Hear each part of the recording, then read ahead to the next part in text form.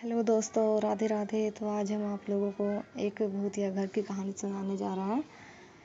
तो फिर चलिए कहानी को स्टार्ट करते हैं। ये कहानी 3 दोस्तों की है जिनका नाम विक्रम, सुनील और जॉन होता है, जो मुंबई शहर में नौकरी करने के लिए आते हैं। तीनों बचपन के दोस्त कुछ कर दिखाने का सपना लिए इस भीड़ भाड़ वाली जगह में अपना मुकाम पाने के लिए दर दर भटकते हैं। उन्हें कोई भी रास्ता नजर नहीं आता। अपने छोटे से गांव में रहकर कॉलेज की पढ़ाई करने वाले सुनील और विक्रम ने भी कभी नहीं सोचा था कि सफलता पाने के लिए इतना दर्द झेलना पड़ेगा। वही जॉन अपने पापा के बिजनेस से पहले ही संघर्ष कर चुका था, जिस वजह से उसे इन बीच चीज़ों की आदतें सी हो गई थी। जॉन अच्छे से जानता था कि सफलता इतनी आसानी से नहीं मिलेगी, क्योंकि उसने अपने पापा को दिन रात मेहनत करते हुए देखा था। तभी दिनों को सुबह से भटकते भटकते शाम हो जाती थी, लेकिन न कोई नौकरी और न ही कोई रहने का ठिकाना उसके हाथ लगता। तीनों मायूस होकर एक छोटे से होटल में खाना खाते हैं। दरअसल उनके पास कोई पैसा खत्म हो जाते हैं। वह दो सिर्फ अपनी 1-2 दिन की व्यवस्था बनाकर निकलते हैं। उन्हें लगा था कि आते ही उनके साथ कोई चमत्कार होगा और उनको नौकरी मिल जाएगी। तीनों एक बिल्डिंग के पास पहुंच जाते हैं। कुछ देर बाद सभी बिल्डिंग के गेट के पास बैठ जाते हैं। 1-2 घंटे बैठे हुए गुजर जाते हैं। तभी बिल्डिंग के चौकीदार की नज़र उन पर पड़ती है और वह जोर से आवाज़ में उन्हें डांटते हुए कहते हैं, कौन हो तुम लोग? यहाँ क्यों बैठे हो? तीनों अजनबी शहर में किसी को पहचानते नहीं और ना ही इनका कोई ठिकाना है। तीनों अपनी जगह पर जल्दी से खड़े हो जाते हैं और अपनी बात चौकीदार को बताते हैं। चौकीदार को तीनों की हालत देखकर उन पर तरस आता है। उन्हें एहसास होता है कि कुछ सालों पहले ऐसे वह काम मांगने आया था, तब किसी ने उसे सहारा दिया था और आज कम से कम इतने बड़े शहर में छोटे से काम के साथ जीवन यापन कर पा रहा है। जॉन उस तीनों में थोड़ा समझदार होता है। वह चौकीदार से कहीं रहने के जुगाड़ की बात करता है, क्योंकि उसे पता है कि अभी उनकी हालत की राय देने के लिए नहीं है, तो उन्हें कोई किराए से कमरा क्यों देगा। तभी चौकीदार अपने एक दोस्त से फ़ोन पर बात करता है, जो वहीं के कुछ दूर बंगले नंबर 17 में साफ सफाई काम करता है। चौकीदार अपने दोस्त को सारी बात बताता है। तभी उसका दोस्त कहता है कि मेरे साहब को अपने परिवार के साथ 2 महीने के लिए बाहर गए हैं, तब तक मैं रहने का इंतजाम कर सकता हूँ। यह बात सुनकर तीनों दोस्त बहुत खुश हो जाते हैं और वह जल्दी से चौकीदार से कहते हैं कि आप हमें बता दीजिए हम उनके पास कैसे पहुँचेंगे। बता दीजिए हम उनके पास कैसे पहुँच सकते हैं। चौकीदार कहता है कि वह बंगला थोड़ा दूर है, रात को वहाँ कोई टैक्सी ऑटो भी नहीं मिलेगा। आज तुम लोग यहीं सो जाओ, कल सुबह हम साथ चलेंगे। तीनों उनकी बात मान जाते हैं। सुबह उठते ही तीनों चौकीदार के साथ बंगले में पहुंच जाते हैं। बंगले की खूबसूरती देखकर तीनों दोस्त हक्का बक्का रह जाते हैं। उन्हें यकीन ही नहीं होता कि उन्हें इतने अच्छे बंगले में रहने का मौका मिलेगा। बंगले का नौकर तीनों दोस्त को गेट रूम में ले जाता है। तीनों दोस्त रूम में पहुंचकर राहत की सांस लेते हैं। जल्दी से तीनों नहाकर तैयार हो जाते हैं और काम की तलाश में निकल जाते हैं। अब रहने का ठिकाना तो लग ही चुका था, तलाश थे केवल अच्छे काम की, जिससे उनका गुजारा चल सके। लेकिन आज भी उसके पास साथ वही होता है। सुबह से शाम हो जाती है, लेकिन तीनों हताश होकर वापस अपने स्थान आ जाते हैं। नौकर तीनों के लिए खाने का इंतजाम करते रखा होता है, जिससे उन्हें बहुत ही राहत मिलती है। आज दिनों दोस्तों के लिए बंगले की पहली रात होती है।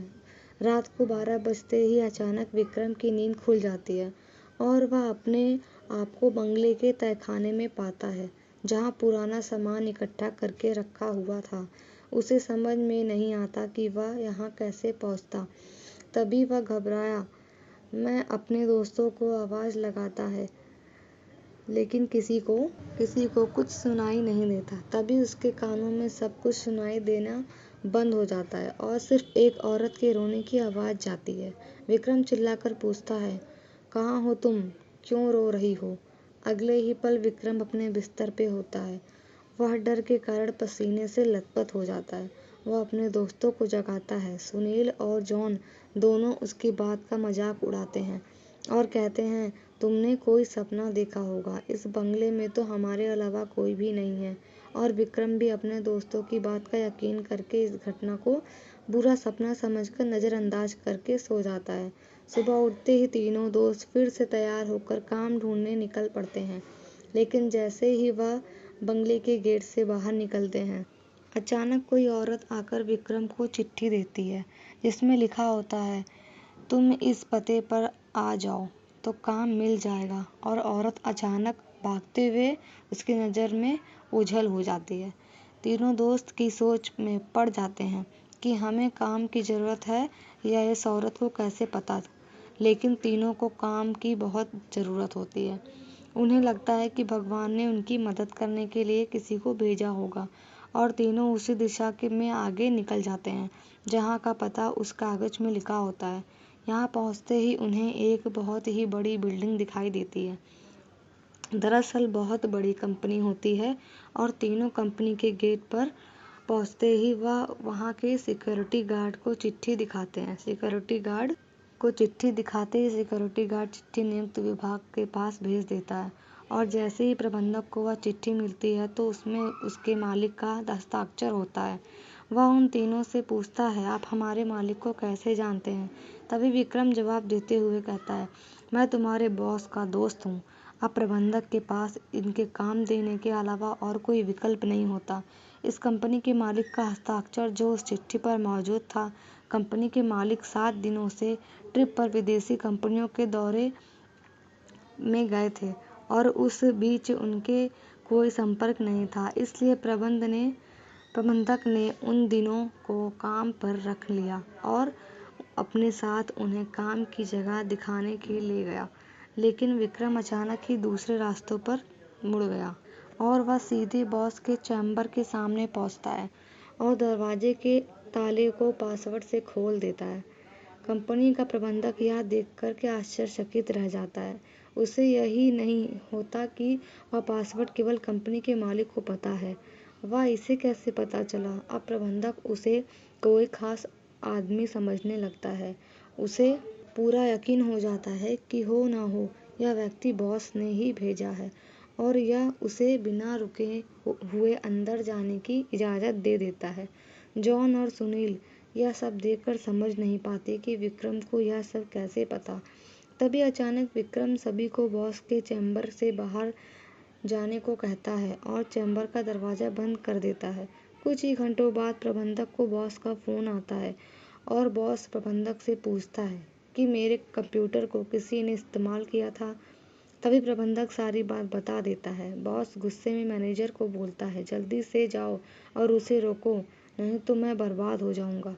और जैसे ही प्रबंधक चैम्बर का दरवाज़ा खोलता है तो वह देखता है विक्रम बेहोश पड़ा है। प्रबंधक अपने सुरक्षा कर्मियों से उसे उठाने को कहता है और कुर्सी के पास बैठाता है। तभी विक्रम को होश आ जाता है। प्रबंधक गुस्से से विक्रम को बोलता है, तुमने क्या किया? मेरे बॉस बहुत नाराज़ हैं। लेकिन विक्रम को कुछ याद नहीं कि वह अपने बंगले के गेट से यहाँ तक कैसे आया।